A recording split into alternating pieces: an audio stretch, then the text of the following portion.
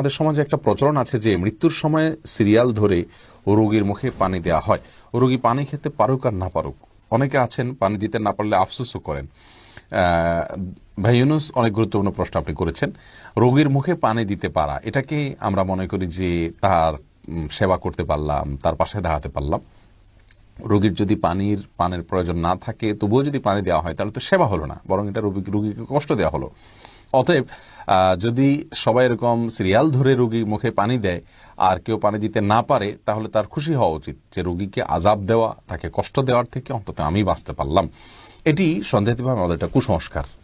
আমাদের অনেকেই মনে করেন যে মৃত্যুর আগে তার মুখে পানি দিতে পারলে বোধহয় আমি একটা কিছু করে ফেললাম। না, কোরআন হাদিসে কোথাও এরকম কোনো কাজের প্রশংসা করা হয়নি। রোগীর জন্য যেটা প্রয়োজন সেটা আপনাকে করতে হবে। রোগীর সেবা করতে হবে, রোগীর শুশ্রূষা করতে হবে, রোগীর সাথে দেখতে যেতে হবে। এগুলো সবগুলো সুন্নাহ এবং গুরুত্বপূর্ণ ইবাদত, কোনো কোনো ক্ষেত্রে কি ওয়াজিব পর্যন্ত হয়ে যায়।